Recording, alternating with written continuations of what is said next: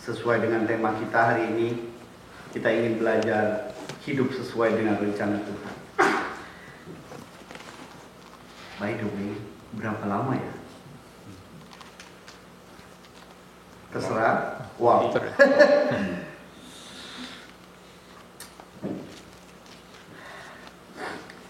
Tema kita hari ini hidup sesuai dengan rencana Tuhan. Tapi sebelum kita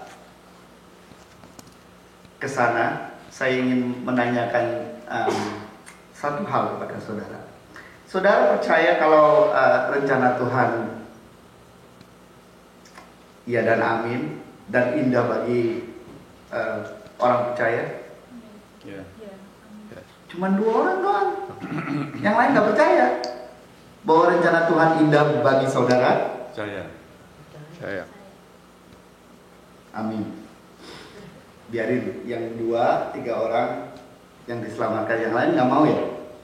Mau diselamatkan, bilang percaya bahwa rencana Tuhan itu indah dan semula. Ada amin saudara sekalian? Amin. Ngantuk ya?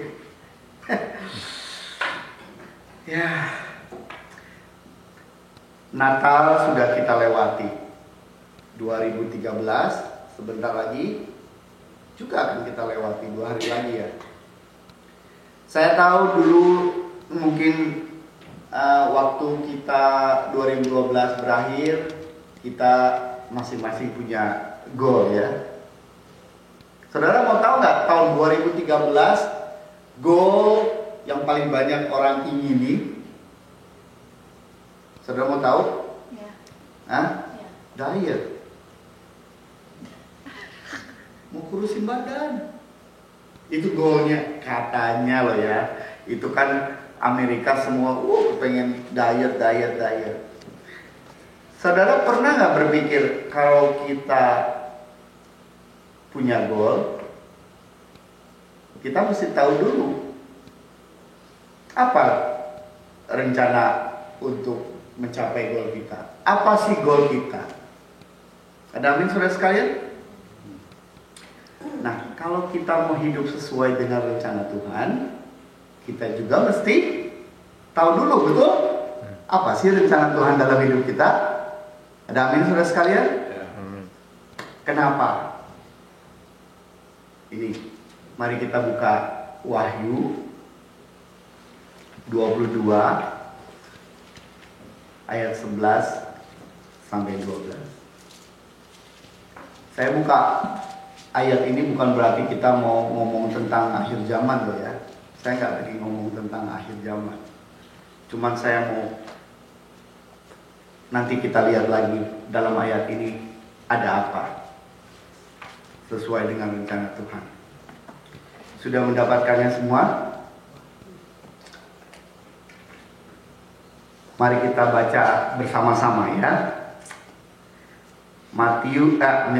Wahyu 22 ayat 11 sampai 12. 1, 2, 3. Barang siapa yang berbuat jahat, biarlah ia terus berbuat jahat. Barang siapa yang cemar, biarlah ia terus cemar.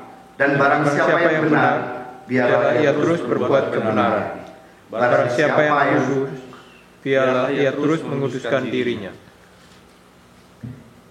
Ayat 12. Sesungguhnya aku datang segera, dan aku membawa upahku untuk membalaskan kepada setiap orang menurut perbuatannya. Kita simpen dulu ayat itu, nanti kita lihat.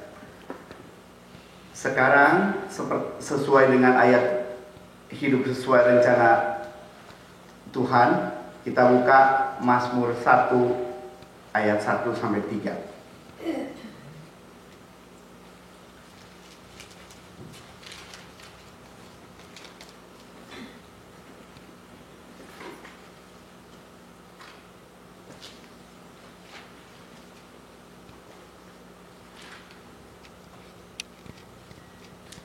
Ini juga ayatnya pendek ya, kita baca bersama-sama.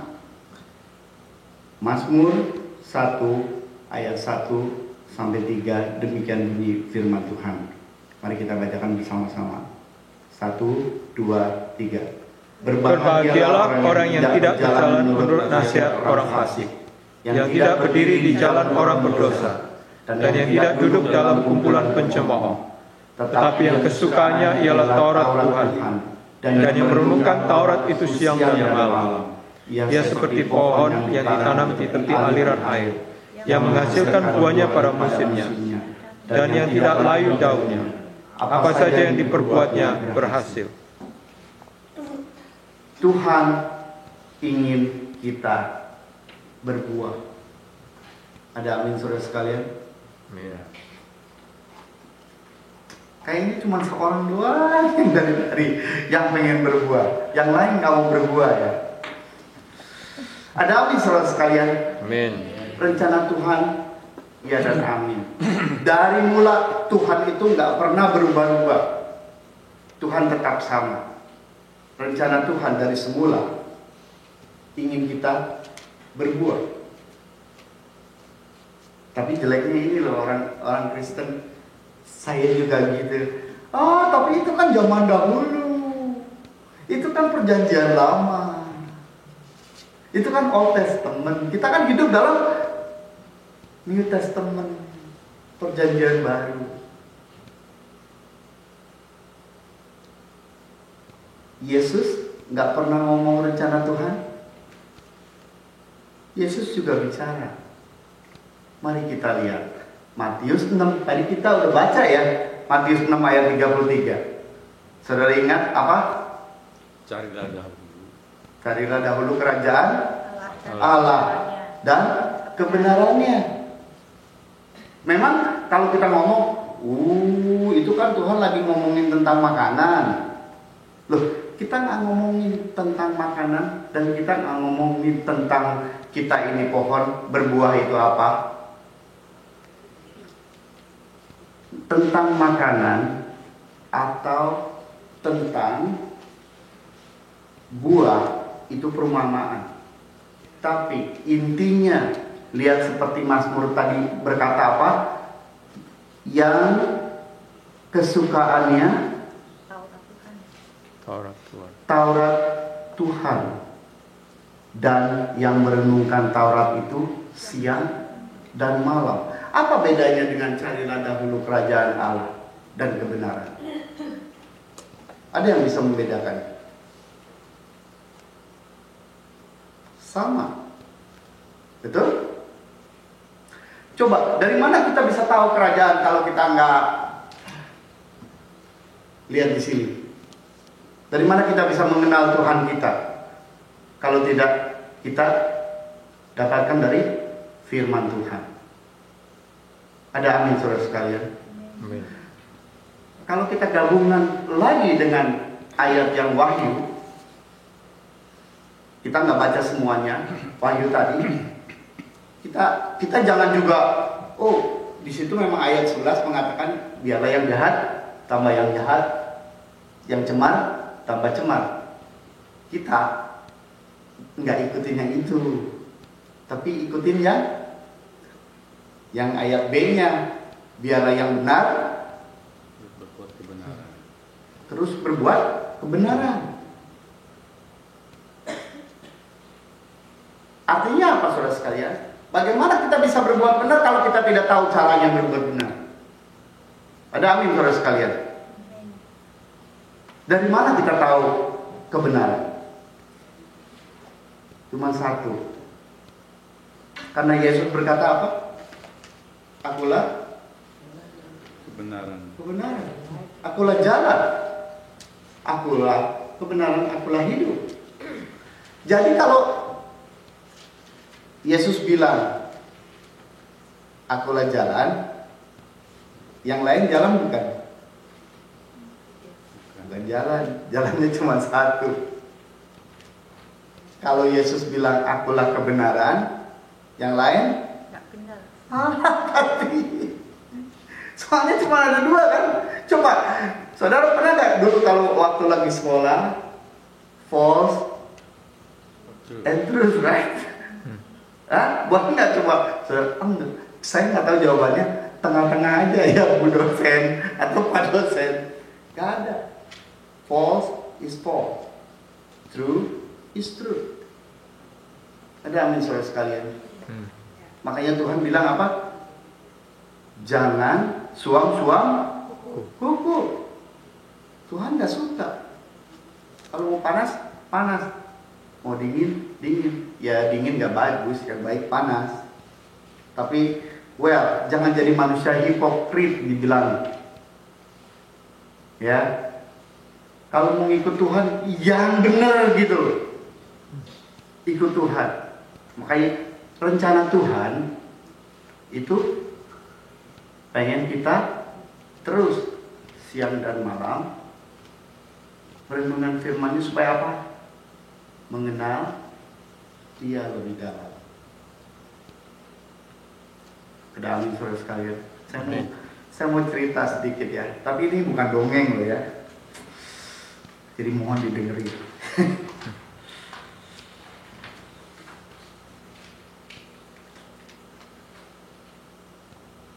Suatu ketika seorang ayah kaya mengajak anaknya mengunjungi sebuah kampung dengan tujuan utama memperlihatkan kepada anaknya betapa orang-orang bisa sangat miskin. Mereka menginap beberapa hari di sebuah daerah pertanian yang sangat miskin. Pada perjalanan pulang, sang ayah bertanya kepada anaknya, "Bagaimana perjalanan kali ini?" "Wah, sangat luar biasa, ayah." "Kau lihatkah," kata ayahnya dia, "kau lihat kan betapa manusia bisa sangat miskin, nak?" "Oh iya, ayah," katanya. Jadi ayahnya dengan bangga, "Jadi pelajaran apa yang dapat kamu ambil?" tanya ayah. Kemudian si anak menjawab, "Saya saksikan bahwa kita punya satu anjing. Mereka punya 4. Kita punya kolam renang yang luasnya setengah taman. Dan mereka memiliki telaga yang tidak ada batasnya. Kita mengimpor lentera-lentera di taman kita. Dan mereka memiliki bintang-bintang pada malam hari. Kita memiliki sebidang tanah untuk tempat tinggal. Dan mereka memiliki ladang yang melampaui pandangan kita. Kita punya pelayan-pelayan untuk melayani kita. Tapi mereka melayani sesamanya. Kita mempunyai tembok untuk melindungi kekayaan kita. Dan mereka memiliki sahabat-sahabat untuk saling melindungi. Mendengar hal itu, sang ayah yang tadinya pikiran mau jadi lemes. Terus nggak ngomong apa-apa lagi. Kemudian sang anak menambahkan, "Terima kasih ayah, telah menunjukkan kepada saya betapa miskinnya kita."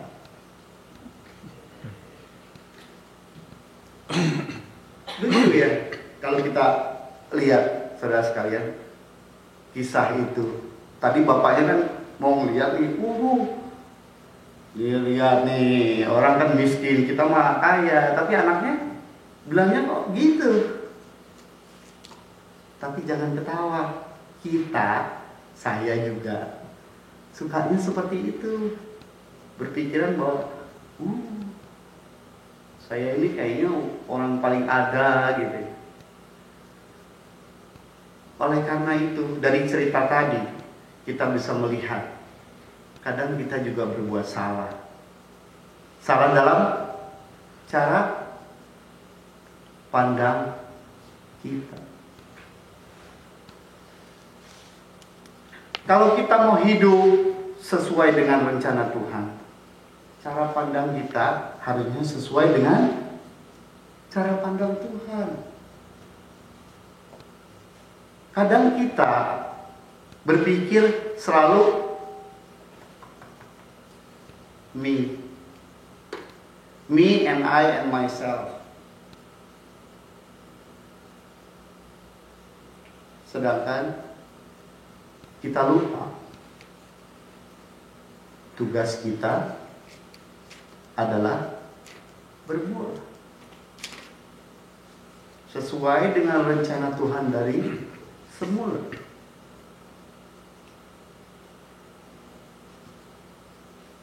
Lalu ya kita sih mau berbuah Pak, tapi kan Pak Pendeta, kita hidup di Amerika ini kan gimana ya, semua kerjain sendiri, mesti ini sendiri, gak ada waktu. Itu mah cuman alasan sebetulnya, saudara. Jujur ya, siapa yang kalau pulang ke rumah nggak buka BBM, yang punya WB, nggak buka Facebook, nggak mainin email, nggak browser barang murah? Ayo ngaku. Saya juga loh. Kita punya waktu untuk itu. Tapi kenapa kita nggak punya waktu untuk baca firman Tuhan, merenungkannya, agar kita berbuah?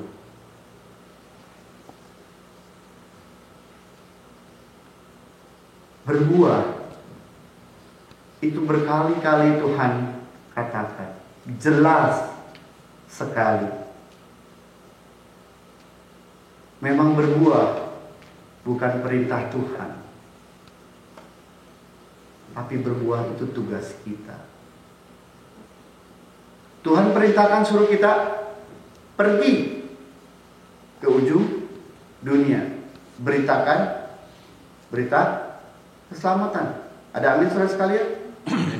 Bagaimana kita mau pergi kalau kita di rumah aja ribut mulu, nggak ada damai sukacita, berantem terus kerjaannya, kiri diajak berantem, sini diajak musuhan, ribut sendiri, buat onar terus di sana sini. Kita kesal sama siapa, dibawa ke gereja lagi.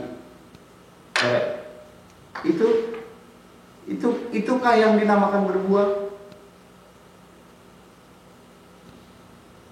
Memang kadang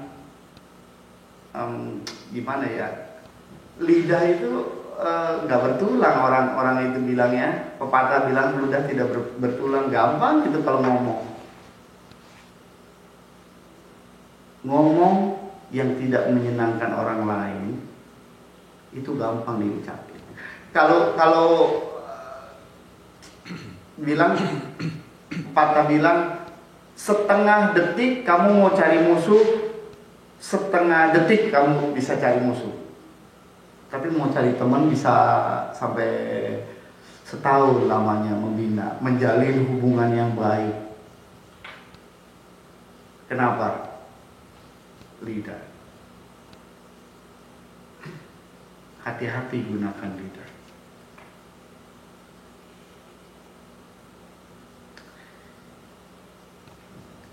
Coba kita renungkan hari ini ayat emas kita, Yohanes 15. Mari kita buka ayat 6. Yohanes 15.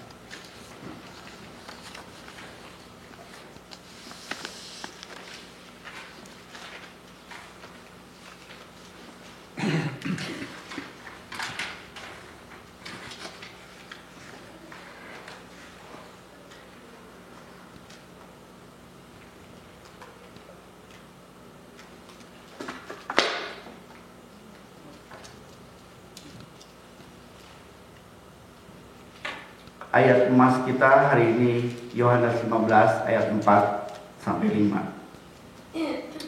Mari kita baca bersama-sama lagi.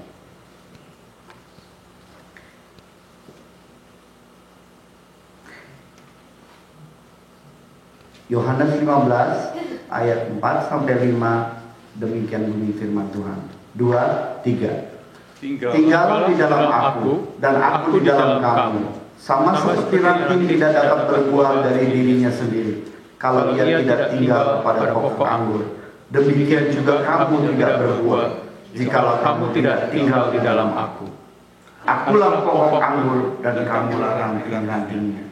Barang siapa tinggal di dalam aku dan aku di dalam dia, ia berbuah banyak. Sebab di luar aku, kamu tidak dapat apa-apa. Berbuat apa-apa. Kalau kita lihat dari ayat 1,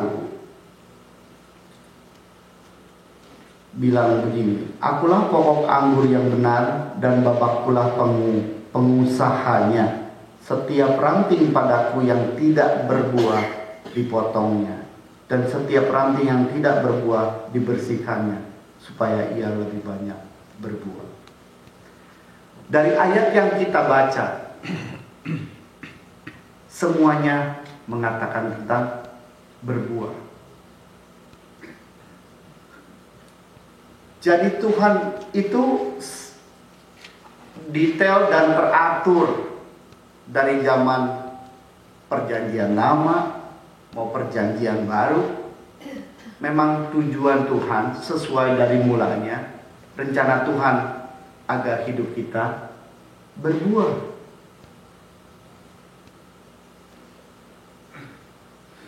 Coba kalau kita ngomong, saudara tahu kan Allah itu adalah kasih. Ada amin saudara sekalian? Amin. Allah itu kasih. Bukan Allah punya kasih, bukan Allah mempunyai kasih, tapi Allah adalah kasih.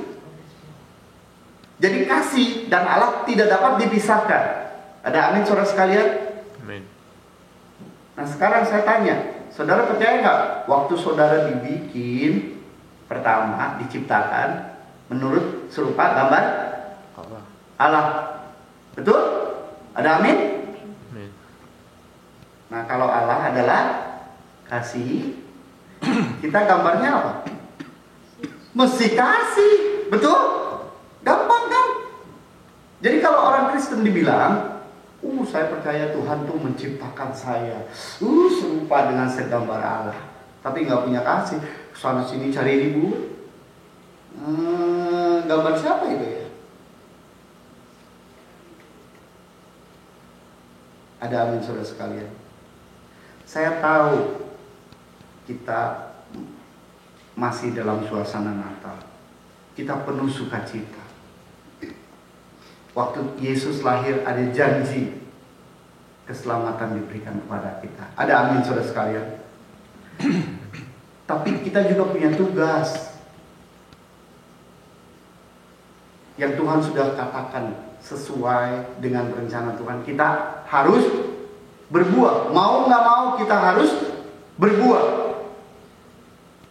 Bagaimana kita mau berbuah kalau kita tidak tinggal di dalam Dia?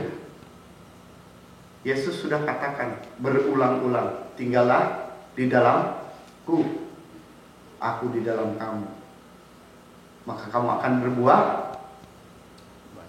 banyak, berbuah lebat. Coba kita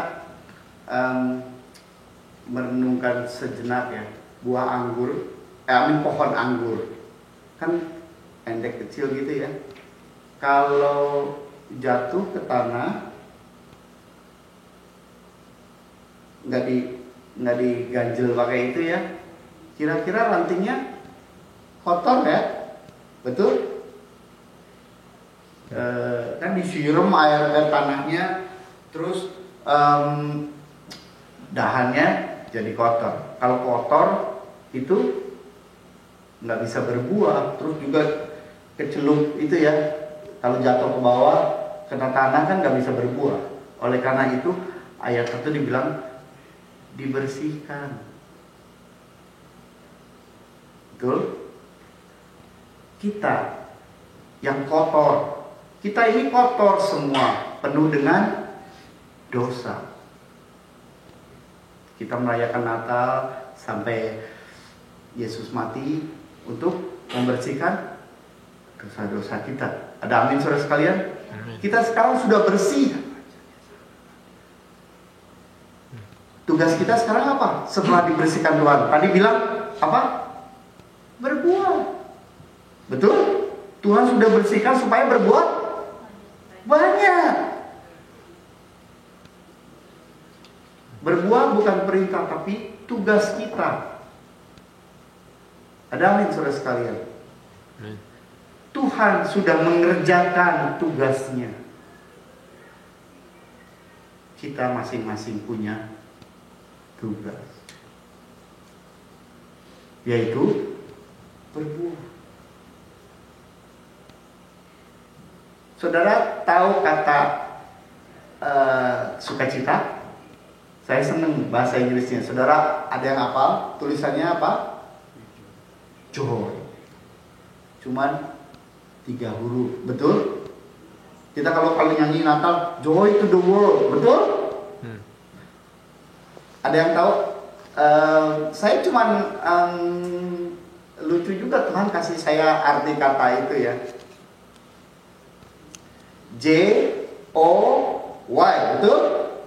Joy.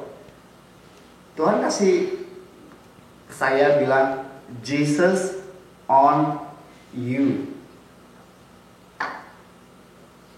Ada amin saudara sekalian? Kalau Tuhan dalam kita ada joy. Sekarang coba hilangin J-nya. Yang ada hurufnya apa saudara sekalian? Oil. Betul? Betul? On you, ngandelin diri kita sendiri. Betul? Saudara tahu nggak? Nih, kalau kita lagi dulu anak kecil jalan-jalan di mall, atau ginilah kita lagi jalan-jalan, kita ke China misalkan, kita nggak tahu, lagi rombongan tur ya, jalan-jalan kita sendiri, wah asik ke kiri ke kanan, terus tiba-tiba, wih hilang. Apa? Pertama yang kita ngomong apa? Oi, betul? Oi, saya di sini, oi, oi, oi. Tahu nggak artinya oi apa? Orang yang tersesat, betul?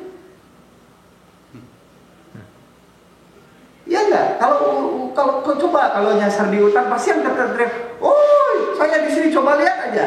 Pasti semua orang Amerika ya orang Indonesia kalau udah nyasar pasti, oi, oi, oi, saya di sini. Halo, we lost. No Jesus, you are lost. I am too. Ada amin saudara sekalian. With Jesus, makanya Tuhan tadi bilang, di dalamku kamu berbuah banyak. No Jesus, no joy. Coba aja hilangin, kamu tersesat. Cuma ada oi, bilang apa? Ngandelin diri sendiri. Saya nggak mampu berbuat apa-apa kalau nggak ada Yesus. I need Lord, Lord I need you. I need Jesus so I can have joy. Ada amin saudara sekalian? Lucu ya, 3 huruf. Coba hilangin J-nya. No Jesus, no joy. Yang ada, hilang. Ada amin saudara sekalian? Makanya untuk berbuah, kita perlu Jesus. Nah, nyasar lagi kan? Kalau kita nggak merenungkan firman-Nya ya siang dan malam, gimana mau tahu namanya Jesus? Halo. Ada amin saudara sekalian? 2014 kita percaya untuk setiap kita, tidak janji Tuhan ya dan amin. Kita tidak akan pernah meminta-minta. Jangan pernah takut apa yang akan terjadi 2014. Tuhan memberikan asuransi kepada kita bahwa jaminan keselamatan, jaminan hidup Tuhan berikan semua. Kalau mau dikumpulin ada kurang lebih 32.000 something kata jangan takut, jangan berbuat ini, jangan itu. Artinya apa? Tuhan bilang di Ibrani tidak akan sekali-sekali meninggalkan kita. Tidak pernah Tuhan meninggalkan kita. Tapi satu yang Tuhan mau. T-A-T.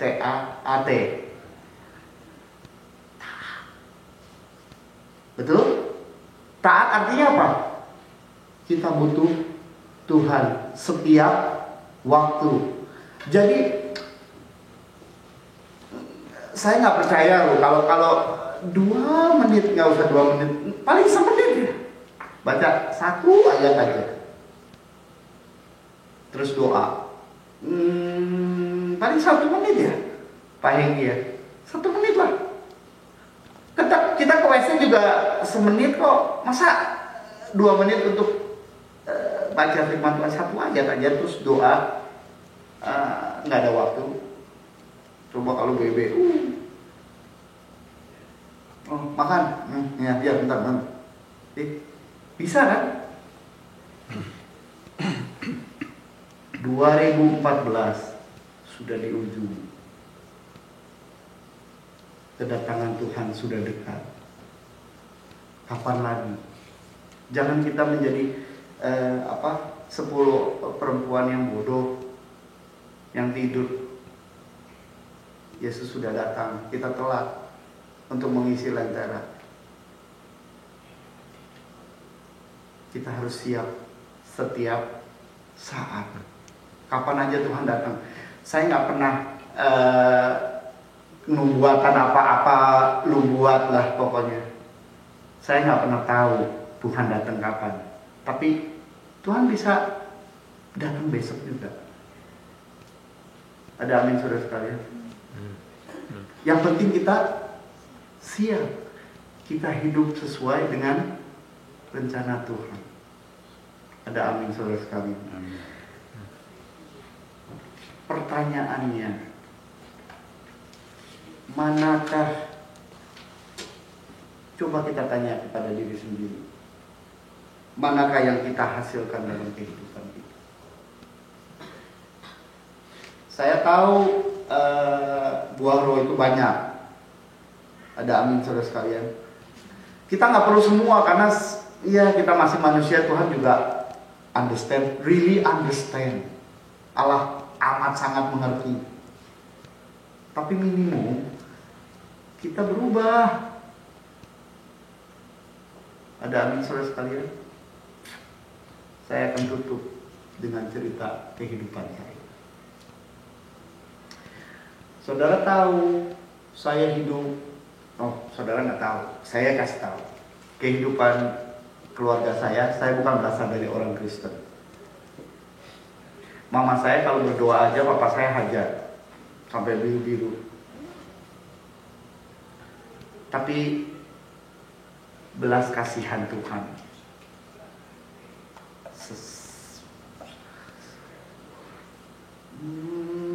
Ini ya, cara pandang hidup saya sekarang berubah. Dulu mungkin mana bisa dibilang Tuhan itu kasih anugerah ya. Soalnya umur 9 tahun mama saya meninggal. Kita dari yang punya hidup mewah, punya kapal laut 32, punya mobil Mercy tahun 70, pertama di Sukabumi, punya mobil Toyota Crown, punya banyak lah mobil. Tahun 70 mama saya kena sakit kanker. Satu hari dia harus menghabiskan 100.000 rupiah.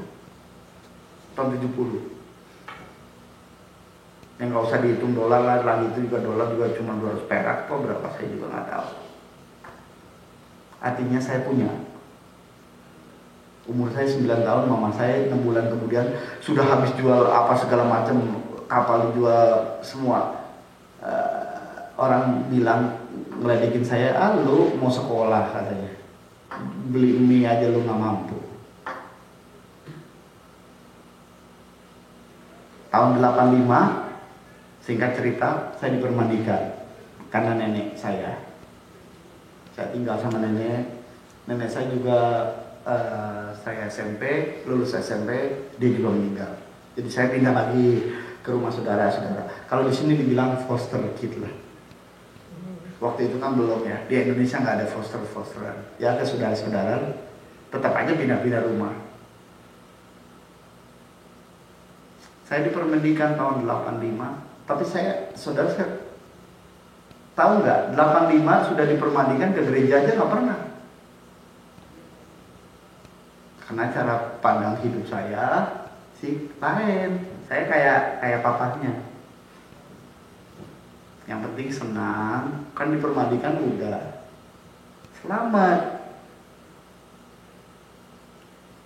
Itu cara pandang saya dulu. Tapi Tuhan pukul saya 3 kali. Pertama ini saya pecah. Terus ini saya bengkok. Yang ketiga kali kepala saya pecah. Kepala saya bukan bocor loh ya, pecah, retak. Jadi darahnya nggak keluar.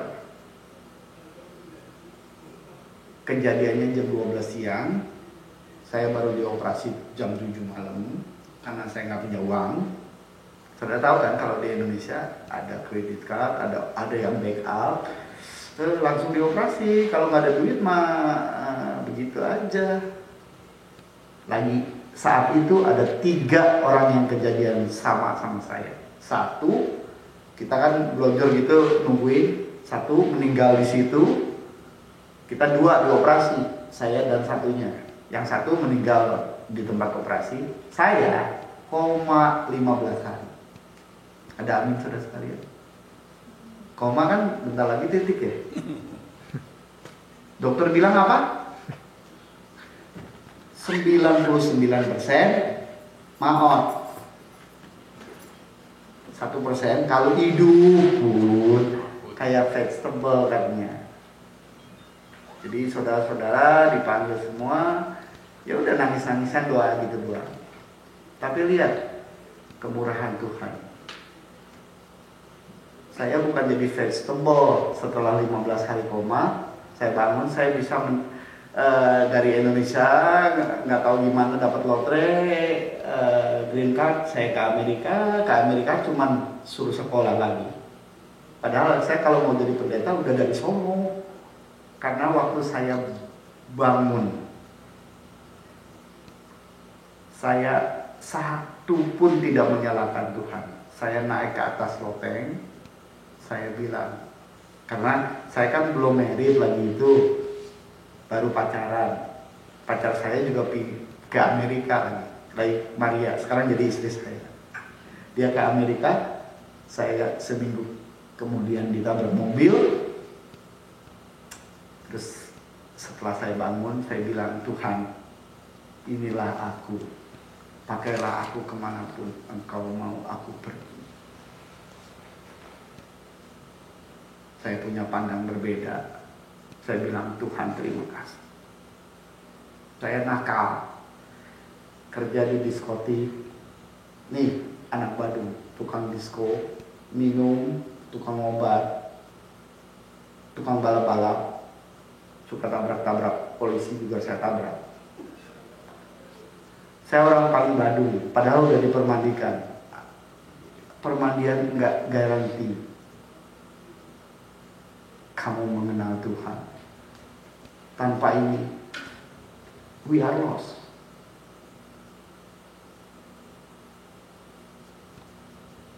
Setelah saya berjanji, saya cari gereja kemana-mana, pokoknya saya datangi. Akhirnya saya di GBI Rem, dan saya disuruh pelayanan. Saya juga nggak tahu, saya juga nggak kenal sama pendetanya. Tiba-tiba pendeta bisa ngomong sama saya, bantu-bantu. Saya bantu apa? Ya itu jagain tamu. Wah itu mah gampang, saya bilang pakai dasi, ya kan? Pagi itu cuma selamat pagi datang gitu doang. Gak apa-apa. Pertama saya di situ suruh doa. Kamu tuh jadi koordinator mesti jadi doa pembukaan, terus doa suruh itu. Waduh, gila. Di Indonesia kan 200-an gitu. Saya sampai keringet dingin. Ngomong apa tapi memang sudah jalannya. Ada divine chosen, God pilih orang. Akhirnya saya mau ditabiskan jadi pendeta pembantu, tapi saya bilang, waduh saya kan orang diskotik, saya udah segala macam, saya kalah. Saya berantem seharian sama setan, nggak bisa tidur, saya kalah. Saya bilang, waduh nanti kalau saya di panggung ditunjuk orang, oh ini si gila nih yang ada di Stardust kerjanya. Saya akan memalu-maluin, ngapain di situ? Saya bilang, enggak lah, ini bukan buat saya Tuhan, saya daripada ngemaluin engkau, mendingan saya udah jadi koordinator aja lah, nggak apa-apa. Terus Tuhan panggil saya ke Amerika, dapat order, suruh sekolah pendeta juga, sama aja. Tahu gitu maka tahu ya, rencana Tuhan harus digenapi. Akhirnya lihat, saya sudah koma 15 hari, yang dokter bilang aja mati. Kalau hidup aja jadi vegetable, saya bisa mendapatkan gelar master di seminari. Ajaib, ajaib. Kenapa? Tuhan berbuat apa yang kita nggak mampu buat. Yang impossible buat kita, nothing impossible in front of God. Cuman satu, kita mau taat.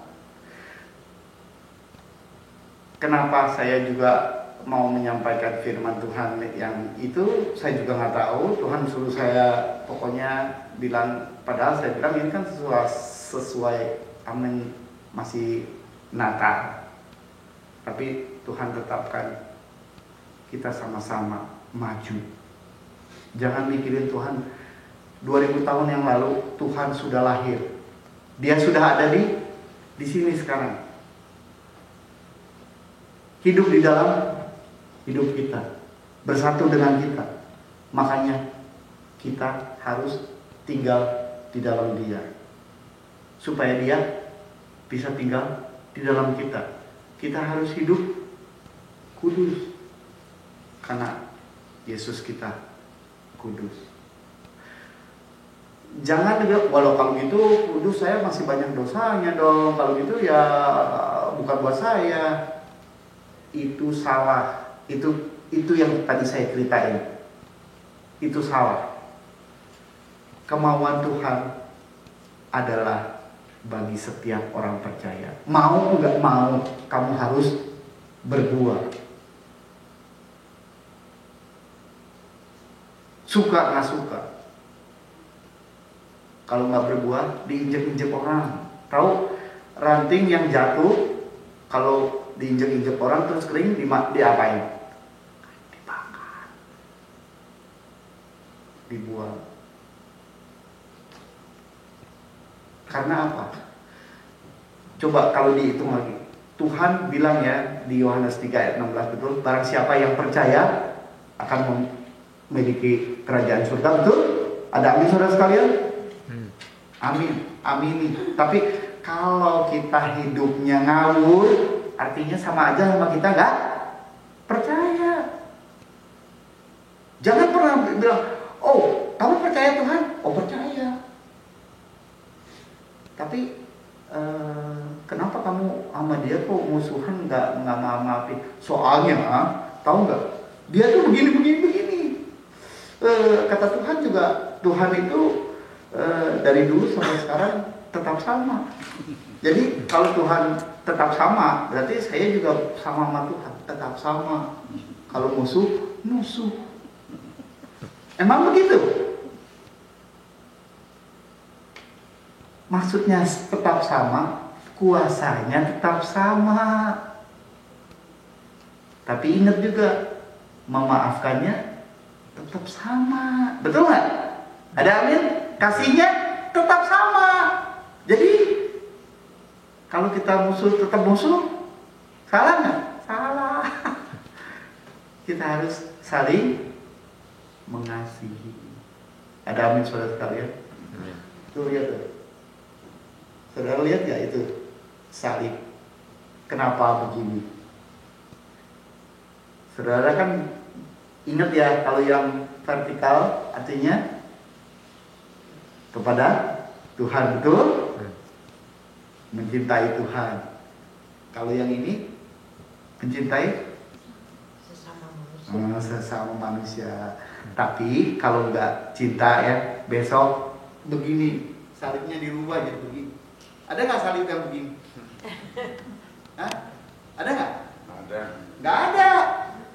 Kan namanya pohon yang kayak gini ya, lurus gitu ke atas.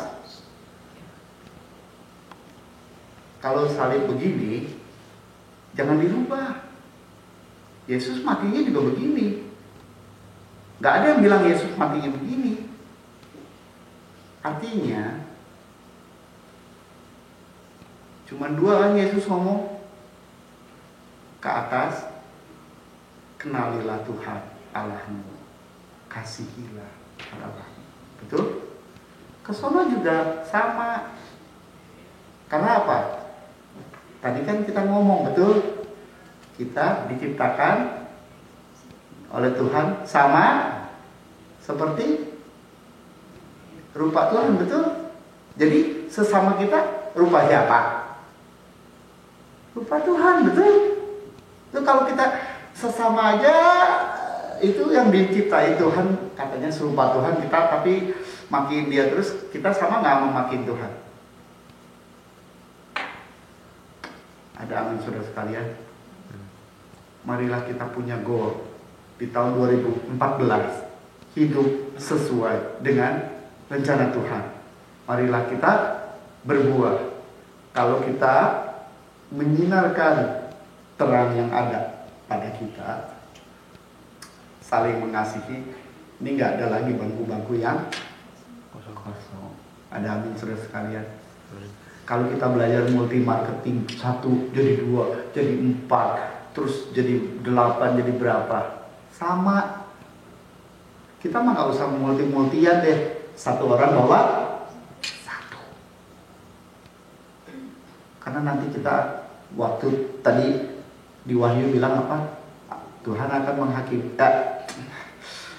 sesuai dengan perbuatannya. Jadi kalau kita nanti dihakimi, bawa satu juga nggak apa-apa. Ada amin saudara sekalian, daripada